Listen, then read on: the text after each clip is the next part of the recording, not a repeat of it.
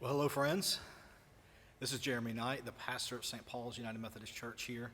Thank you for hanging out with me for just a couple minutes as we talk about what's going on in the life of our church here.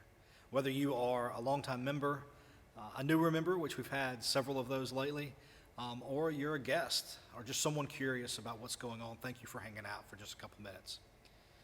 You know, truth be told, I never get these Friday vlogs done in just one take. It usually takes several takes. And it has taken several today already. But the last one, I finally got through everything that I felt like I needed to communicate to you. And I got up and I turned the camera off and I realized how long it was. I said, oh my goodness, that was a long video. So here is take 5 with lots of really important information, but I hope to not keep you as long as I would have if I would have uploaded the video before. We have lots of really incredible, awesome things going on. Okay, and so that's part of the reason why it was particularly long, the last take. But let me hit these really quick, okay? There were 2 really important emails that were sent out this week. So if you're a member of St. Paul's, you should be getting regular emails from us.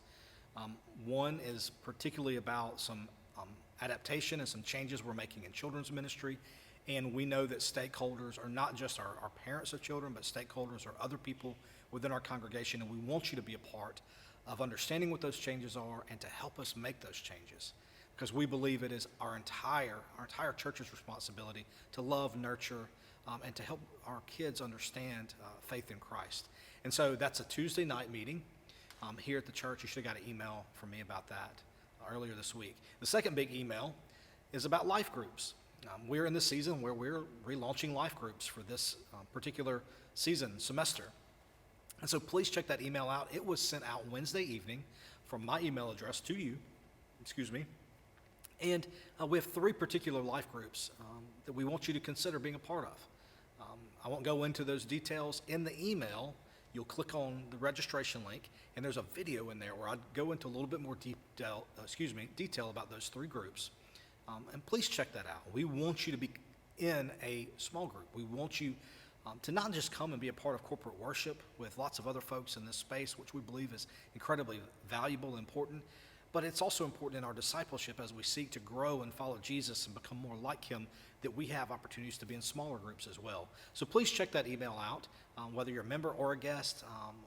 That stuff is linked on our Facebook page. We want you to connect. If you have any questions, please let me know. All right? We have one more usher training this Sunday, 9 a.m. If you came to usher training last week, you don't have to come this week.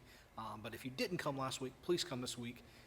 The things that the ushers do to help us in worship and to help us think about accessibility issues and safety issues around campus when we have a lot of folks here is an incredibly invaluable piece of leadership here. So please know that it's more than just taking up the offering, and we need your help. And so I hope you'll come and participate in being an usher, because you won't have to serve every Sunday.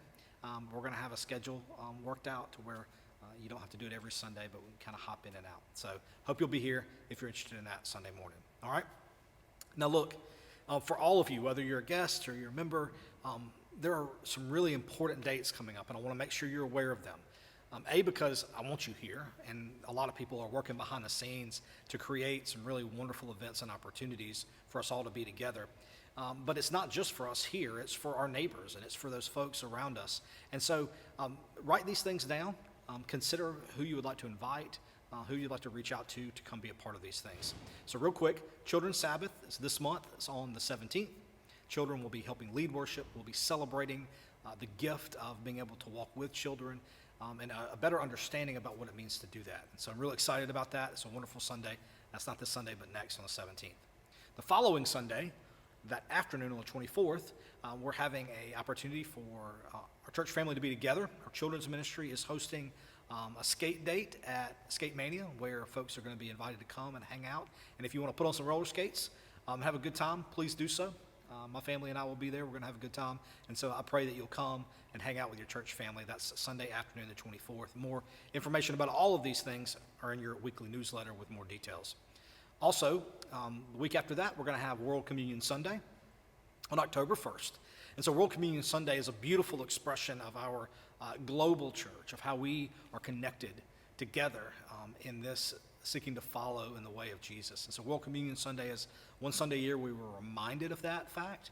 We're going to do something in addition to that this year. We're going to ask you to stick around, and we're going to have lunch together here on the grounds out of the fellowship hall.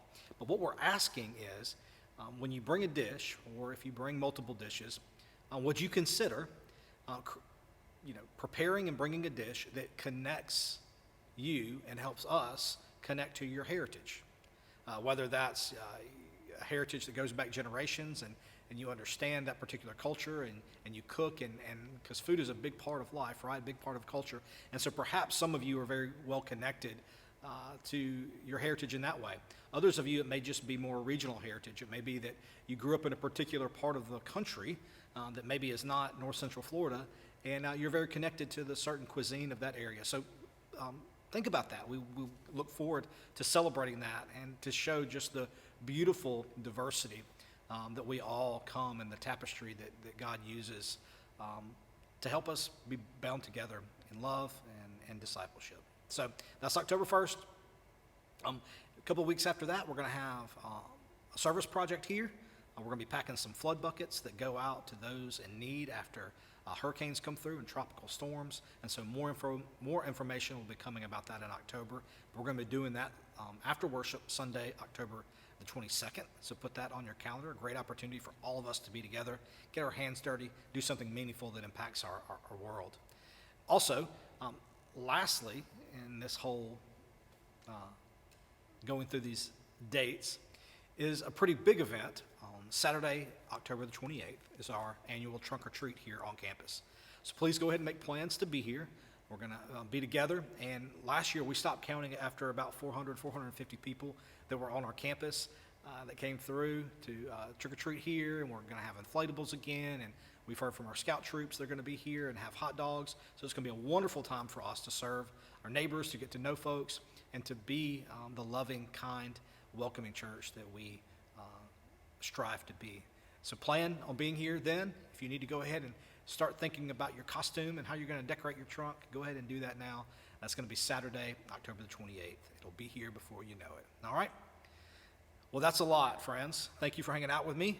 I hope that you'll be with us in worship this Sunday, 10:30 a.m., as we continue this new worship series where we are refocusing on the things that God really calls us to as people of faith, those foundational things that if we lose kind of our understanding, if we lose our footing in these foundational things, we have a really hard time being faithful to the other secondary questions and things that are going on in our world. And so I pray that you'll come. I pray that you'll be one of open hands and open hearts as you consider what the Spirit has to say to all of us this Sunday, 10:30 a.m.